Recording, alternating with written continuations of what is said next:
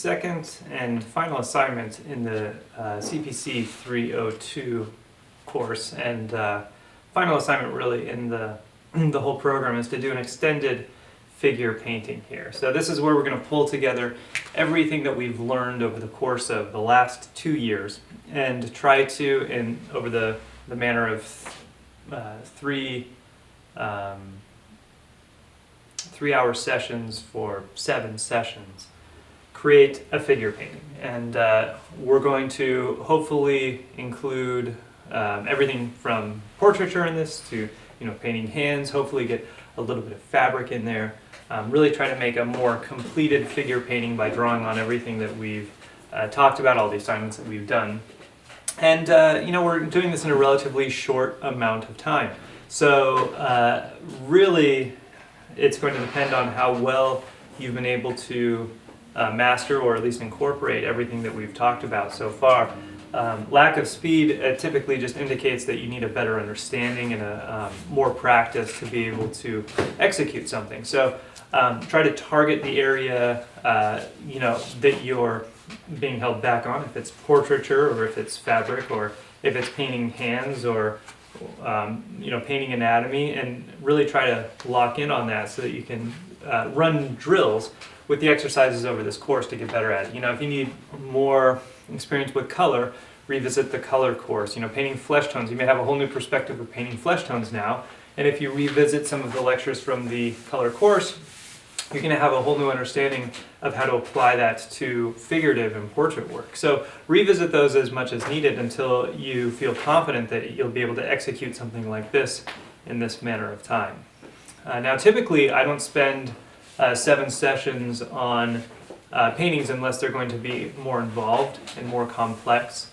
And for this demonstration, I've actually filmed one outside of class where I'm doing one of my larger format paintings of a female figure in drapery. And then I'm incorporating that into the background, so we'll talk about some of those techniques to help create a sense of space and depth, as well as walking that line between having something more classically or academically rendered and leaving things loose and impressionistic.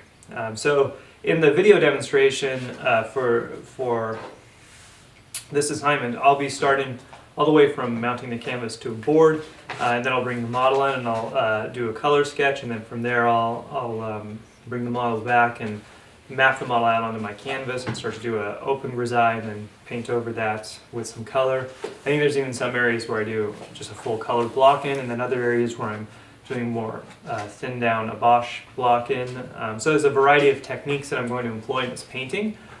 So really I'll be running the range of almost everything we've talked about over the course of the last year, except I don't think I get into too much glazing in this painting, but pretty much everything else gets touched on to some degree.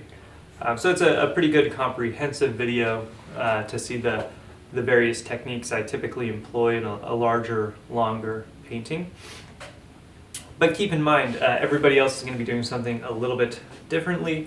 Everybody's following the path of whichever artist they're studying or have been studying. And typically along that path, you won't implement so many different techniques into one painting. So keep that in mind. The goal is not to just do a lot of different techniques for the sake of doing a lot of different techniques. I want you to be building up the way you've been building up everything else. We're just going to spend a little bit more time with it. So if you're able to, you should execute a drawing ahead of time to maybe work the drawing out, or at least go very careful with the drawing while you're executing the painting. Maybe work one section at a time, and maybe use a slower drying oil if you want things to be kept wet into wet. Or if you're working in a more layered technique, maybe a faster drying oil so that you can layer quickly in between each day. So keep that in mind, plan ahead, and make sure you have the appropriate mediums to work in the technique for this longer figure painting. And then just make sure also, on the final note, that you size it appropriately. 18 by 24 is a perfectly reasonable size for a 7-session figure painting, so don't feel like you have to go large. If you go large, you need to be comfortable with working with a very large palette and large brushes and mixing a lot more paint. So that's always a tough thing for students to get over initially. So keep that in mind if you want to go larger than 18 by 24. On the same token, be careful if you want to go too small. Working a 9 by 12 or 11 by 14, I've found students finish in the first couple weeks and then they're not really sure how to go from there because they're not used to pulling out really small brushes and fine-tuning things onto that next level. So your brushes do have to be scaled to the size of canvas that you're working on.